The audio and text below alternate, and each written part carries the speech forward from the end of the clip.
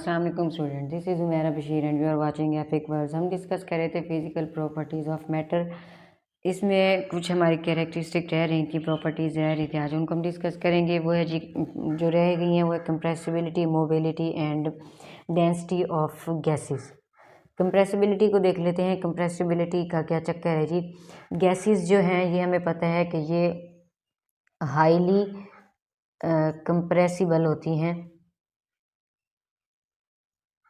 Highly compressible होते हैं। क्योंकि इनमें जो इसकी एम्प्टी स्पेसेस हैं बिटवीन द मॉलिक्यूल्स वो ज़्यादा होती हैं। लेट सपोज ये गैस का मॉलिक्यूल है, एक यहाँ पे है तो दूसरा यहाँ पे मूव कर रहे हैं, रैंडमली मूव कर रहे होते हैं। यानी ये एक मेरे पास कंटेनर है, इस कंटेनर में देखें तो गैस के मॉलिक्यूल रैंडमली मूव कर रहे थे। इनकी कोई ना ही अरेंजमेंट होती है, ना ही कोई इनके दरमियान काफ़ी सारी स्पेस होती है। स्पेस की वजह से ये हाईली कंप्रेसिबल होते हैं, मतलब इनको दबाया जा सकता है। व्हेन गैसेस आर कंप्रेस्ड, जब गैसेस को दबाया जाता है तो इसके जो मॉलिक्यूल्स हैं, लेट सपोज इस कंटेनर को मैं थोड़ा सा क्लोज अगर कर लूँ और क्लोज करके फिर मैं इसको दिखाऊं तो इसके मॉलिक्यूल फिर क्या हो जाते हैं, क्लोज आ जाते हैं, क्लोज मूव करने लग जाते हैं और ऑक्यूपाई लेस वॉल्यूम। तो देखें यहाँ पे इसका वॉल्यूम जो है वो ज़्यादा है। मैंने इस गैसेस के मॉलिक्यूल को कंप्रेस किया तो ये कंप्रेस हो गए, इस वॉल्यूम क्या हो गया, लेस हो गया। जबकि सॉलिड और गैसेस हैं तो उसमें इस तरह की फ्लेक्सिबिलिटी नहीं होती, कंप्रेसिबिलिटी नहीं होती। कंप्रेसिबिलिटी बेसिकली मतलब किसी चीज़ को दबा देना, तो गैसेस के मॉलिक्यूल को हम दबा सकते हैं इजीली। ये हो गई जी कंप्रेसिबिलिटी। आगे चलते हैं, जो मोबिलिटी क्या होता है। मोबिलिटी, गैसेस के जो मॉलिक्यूल्स हैं वो in a state of continuous motion, यानी जो गैसेस के मॉलिक्यूल हैं वो कंटिन्यूसली मोशन में होते हैं, वो एक जगह पे रुकते नहीं हैं। वो कभी यहाँ मूव कर रहे हैं तो कभी यहाँ मूव कर रहे हैं, तो कभी इधर जा रहे हैं कभी उधर जा रहे हैं। They can move from one place to another place because gases molecule possess very high kinetic energy.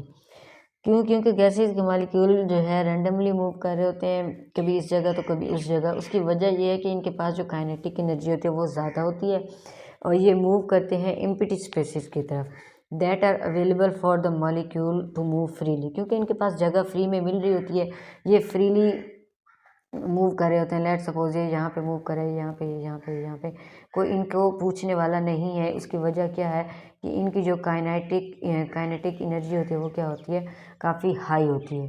ये फ्रीली मूव करते रहते हैं। दिस मोबिलिटी और जो रैंडम मोशन है ये गैसेस के मॉलिक्यूल्स को आपस में मिक्सअप कर देती है, और ये जब गैसेस के मॉलिक्यूल आपस में मिक्सअप होते हैं, मिलते हैं, तो ये क्या करते हैं, होमोजीनियस मिक्सचर बना देते हैं,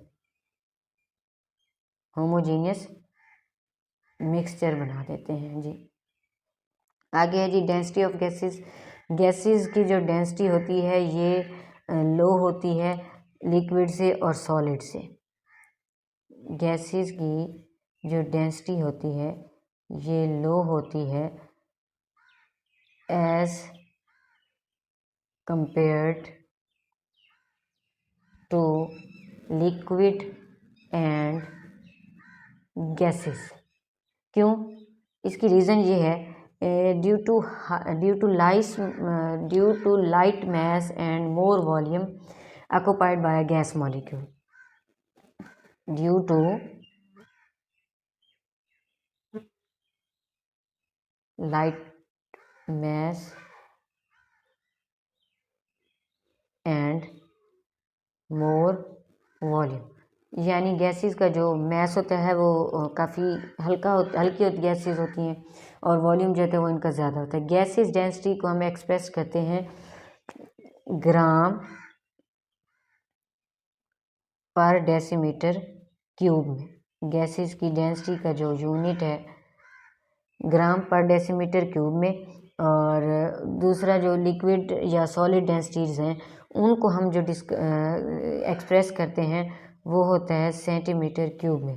किसको भला, लिक्विड को, और सॉलिड की जो डेंसिटीज़ हैं उनको हम किस में एक्सप्रेस करते हैं, सेंटीमीटर क्यूब में। अब for example normal atmospheric pressure जो है, डेंसिटी ऑफ ऑक्सीजन जो है, ये गैस की जो डेंसिटी होती है, गैस की डेंसिटी होती है 1.4 ग्राम पर decimetre cube at 20 degree centigrade, and 1.5 gram per decimeter cube at 0 degree centigrade. It is all about compressibility, mobility and density of a gases.